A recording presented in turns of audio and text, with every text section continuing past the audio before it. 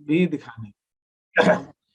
तो ये sheet number 10 मैंने सिर्फ नमूने के लिए भेजी है। मैं अभी इसके 40-50 ट्रांजेक्शन भेजूंगा। ये मैंने आपको सिर्फ 10-11 ट्रांजेक्शन भेजे हैं जो आपको आइडिया लग जाए कि आपको लिखना कैसे। जब आपको फॉर्मेट मालूम पड़ जाएगा लिखना कैसे, उसको दिखाना कैसे, इसलिए मैंने अभी सिर्फ भेजा। बाकी इसके भी और सारे ट्रांजेक्शन आएंगे। Okay sir. तो मैं यहाँ पे शीट नंबर 10 जो पूछी गई है वो बता देता हूँ। शीट नंबर 10 पूछी 9, ये office furniture destroyed by fire. तो इसके लिए मैंने आपको जो फॉर्मेट भेजा है वो फॉर्मेट भी मैं उस फॉर्मेट में लिखने की कोशिश करता हूँ जिससे आपको मालूम पड़े कि आपको लिखना कैसे।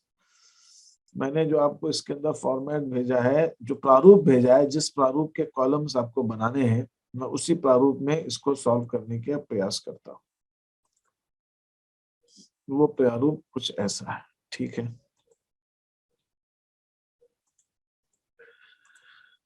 तो जब आपका ट्रांजैक्शन ये है कि ट्रांजैक्शन है आपका कि furniture destroyed by fire, furniture जल गया फायर से, तो इसमें दो खाते जो आएंगे वो आपके जो खाते दो आएंगे वो कौन कौन से होंगे उनकी हम बात कर लेते हैं। आपके इसके अंदर जो दो खाते आएंगे, एक खाता आएगा फर्नीचर, दूसरा आएगा लॉस बाय फायर। ये दो खाते, नाम खातों के नाम क्या है? फर्नीचर और लॉस बाय। नेचर, फर्नीचर का नेचर एसेट, और लॉस बाय फायर जो है एक्सपेंस और लॉसेस के लिए आप ऐसे कीजिए, यहाँ पे या तो एल लिखेंगे तो लायबिलिटी लगेगा, तो आप ई एंड एल कर दीजिए। तो इसका मतलब ये मालूम पड़ गया है किस कैटेगरी का, एक्सपेंस और लॉसेस का। तो जब फर्नीचर जल रहा है तो फर्नीचर बढ़ रहा है कि घट रहा है, प्लस हो रहा है माइनस घट रहा है, माइनस होगा। आप इसको नीचे एरो भी बना सकते हैं। और लॉस बढ़ रहा है कि घट रहा है? लॉस तो बढ़ रहा है, लॉस बढ़ रहा है।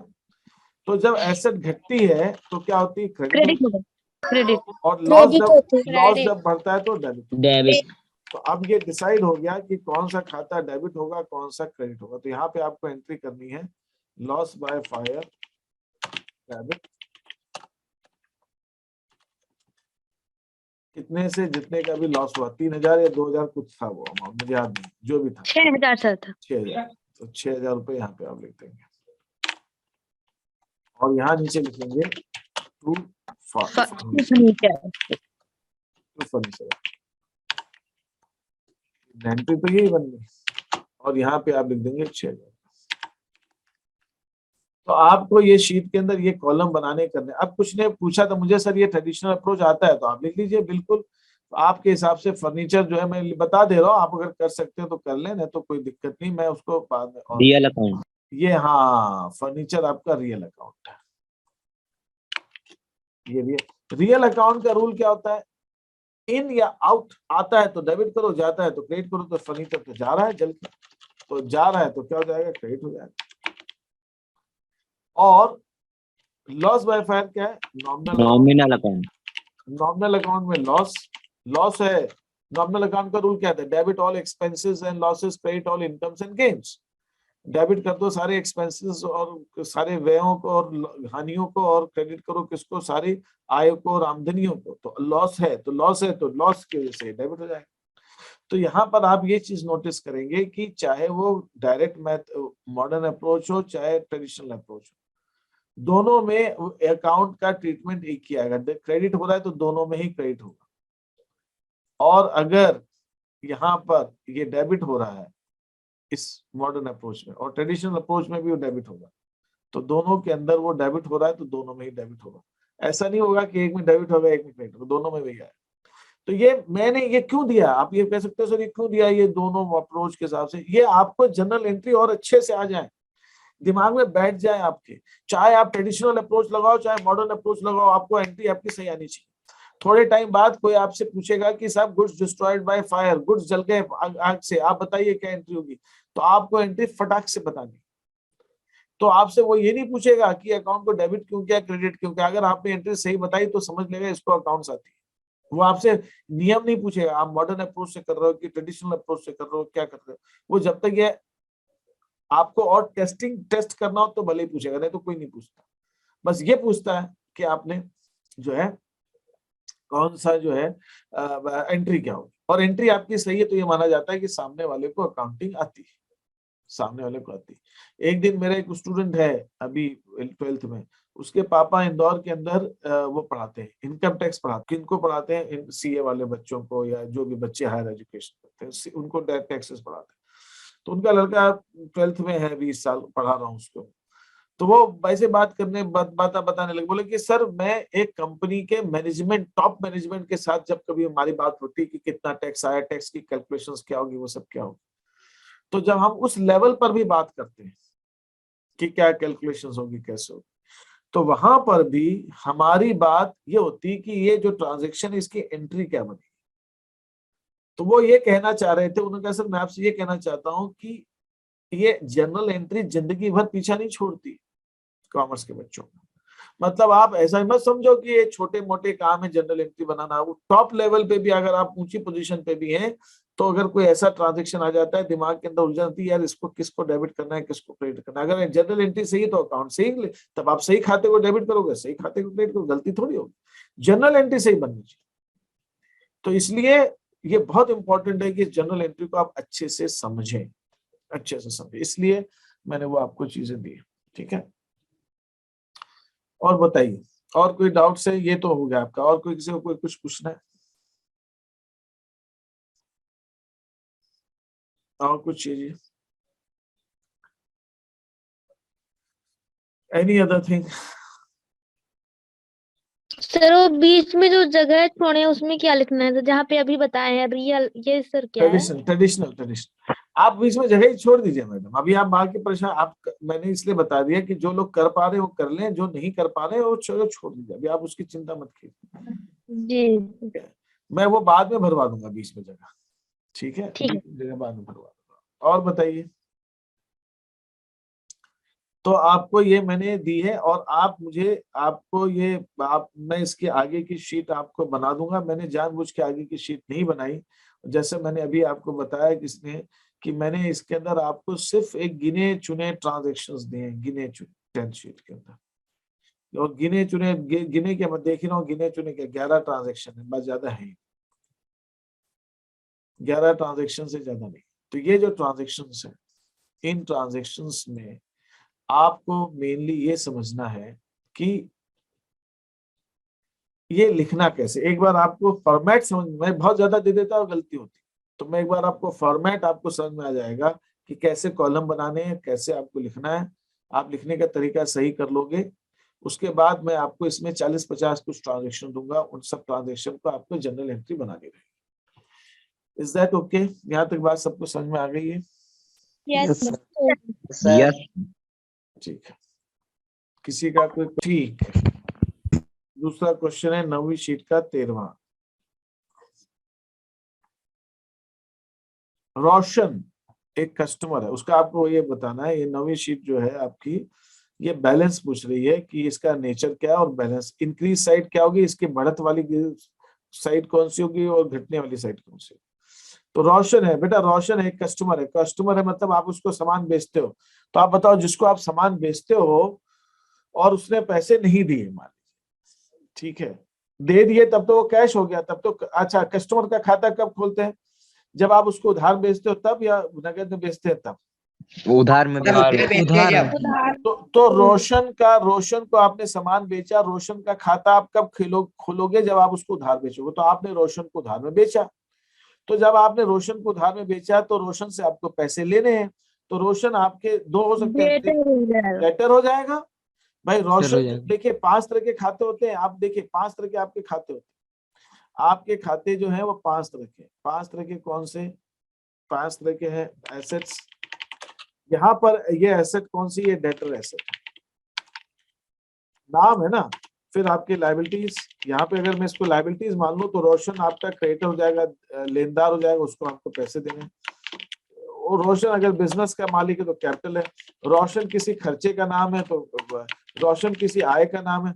तो भैया रोशन जो नाम है, कस्टमर है, कस्टमर बताया है, तो रोशन एक्सपेंस और रेवेन्यू तो हो नहीं सकता, ये तो हो ही नहीं सकता, इसको तो काट ही दो, खत्म हो गई बात। कैपिटल भी नहीं है, रोशन को मालिक है बिजनेस का, ऐसा भी नहीं है, क्वेश्चन में ऐसा भी नहीं लिखा हुआ कि रोशन मालिक। तो रोशन क्या हो सकता है? रोशन या तो एसेट्स होगा या लाइबिलिटी होगा। अब हम जिसको उधार बेच रहे हैं तो उसको हमें और पैसे थोड़ी देने, उसको उधार बेचा ही, उससे लेने हमें, तो वो लाइबिलिटी भी नहीं हो सकता, ये भी हटा दो। तो बचा क्या? Debtor, asset. तो रोशन है क्या? रोशन एसेट है। तो आपको यहाँ पर उसकी प्रकृति के अंदर बताना है कि वो रोशन एसेट है। अगर रोशन एसेट है तो उसकी प्लस साइड कौन सी होगी? डेबिट साइड होगी। जब रोशन से और पैसे लेने निकलेंगे और बढ़ेगा तो डेबिट करेंगे, और जब घटेगा तो उसको क्रेडिट करेंगे। सर नोवा वाला बताइए सर। नौ वाला जलज, अरे जलज सप्लायर अच्छा, शीट नंबर 9 का 20 एंड 21। ओके, शीट नंबर 9 का 20 और 21 अच्छा आते। जलज, जलज कौन है? सप्लायर, जिससे हम खरीदते हैं। अब बताओ, जिससे खरीदते हैं उसको होगा ना? हाँ, मतलब ये क्रेडिट होगा। लाइबिलिटी है, बिल्कुल क्रेडिट होगा। जलज कौन है? सप्लायर है, जिससे हम खरीदते हैं, तो लाइबिलिटी है। लाइबिलिटी है तो उसका प्लस साइड क्रेडिट होगा और माइनस साइड डेबिट होगा, डेबिट। है ना? ये तो क्रेडिटर है ना, लाइबिलिटी है आपकी, ये तो लाइबिलिटी है। देना होता है उसको पैसा, जब देना होता है तो उसका प्लस साइड कौन सा है? Credit side. और माइनस साइड कौन सा है? Debit side. ठीक है, और माइनस साइड उसका डेबिट साइड और प्लस साइड जो है उसका क्रेडिट साइड। फिर मुझसे इसमें पूछा गया, कोई डाउट इसके अंदर दोनों में? सप्लायर नहीं माने सर। जो अपने को सप्लाई करता है, हाँ जिससे सर। खरीदते हैं। डेट और डेबिट। 20th पूछा गया, 20, एक सेकेंड, 20 और 21। देखिए 20 और 21 क्या है? डिस्काउंट अलाउड और डिस्काउंट दिया अपन, तो ये एसेट भी नहीं है, लाइबिलिटी भी नहीं, कैपिटल नहीं, तो एक्सपेंस, एक्सपेंस सर। खर्चा है, ये तो हमारा खर्चा है। Yes, तो sir. ये Yes, डेबिट sir. होगा और ये क्रेडिट होगा, ये डेबिट होगा और ये क्रेडिट होगा। और डिस्काउंट रिसीव्ड अगर हमारी रेवेन्यू है, yes sir, revenue sir, revenue अपन को मिल रहा है सर।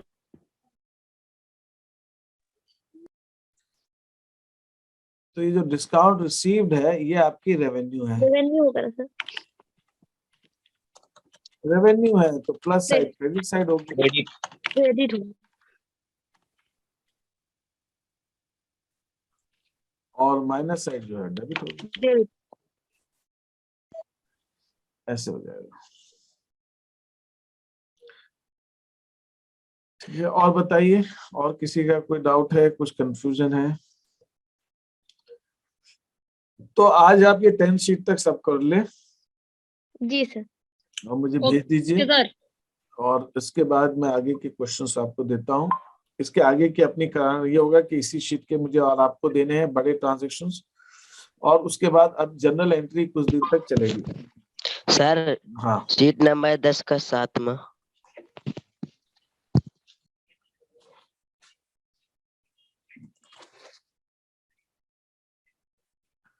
मशीनरी में ह्रास लगाया, डेप्रिसिएशन लगाया, मशीनरी में डेप्रिसिएशन लगाया। डेप्रिसिएशन लगाया मतलब मशीनरी में ह्रास लगाया, ठीक है। जब हम डेप्रिसिएशन में, शीट नंबर 10 का 7वां, जब डेप्रिसिएशन लगाते हैं तो जो दो खाते हमारे बनते हैं, एक खाता बनता है जिसको हम कहते हैं ह्रास का खाता, दैट इज डेप्रिसिएशन अकाउंट, और दूसरा बनता है हमारा मशीनरी। इसके अंदर एक खाता है डेप्रिसिएशन और एक आता है मशीन। डेप्रिसिएशन क्या है? एक्सपेंस है। मशीनरी क्या है? एसेट है। इसके अंदर मशीनरी कम हो रही, मशीनरी की वैल्यू कम हो रही, और डेप्रिसिएशन एक्सपेंस जो है हमारा बढ़ रहा। डेप्रिसिएशन बढ़ रहा है तो डेबिट हो जाएगा, डेप्रिसिएशन एक्सपेंस खर्चा बढ़ रहा है तो डेबिट हो जाएगा। मशीनरी क्रेडिट हो रही है तो क्रेडिट कम होने तो एंट्री हमारी क्या बन जाएगी? हमारी एंट्री बन जाएगी डेप्रिसिएशन अकाउंट डेबिट,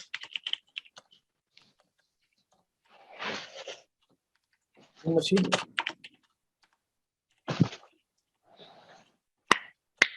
ये एंट्री बन जाएगी, ठीक है। एक चैट में भी किसी ने यही पूछा है, ट्रांजैक्शन 10 का 7वां, ठीक है। और बताइए, एनी अदर क्वेरी? जैसे रिपेयर्स कराया, मशीनरी पे अपन ने रिपेयर कराया, तो इसके अंदर दो रिपेयर मशीनरी पे कराया है, लेकिन दिया तो पैसे नगद में, डेप्रिसिएशन कभी नगद में नहीं देते, लेकिन रिपेयर का खर्चा तो नगद में चलता है, तो इसमें एक अकाउंट रिपेयर अकाउंट आएगा और कैश अकाउंट आएगा। रिपेयर क्या है? रिपेयर एक्सपेंस है। कैश क्या है? कैश एसेट है। एसेट यहाँ पे कम हो रहा है, रिपेयर जो है खर्चा जो है एक्सपेंस हमारा बढ़ रहा है, ये बढ़ रहा है तो डेबिट हो जाएगा और ये क्रेडिट हो जाएगा। क्रेडिट तो हमारी Yes. एंट्री हो जाएगी repair account debit to cash.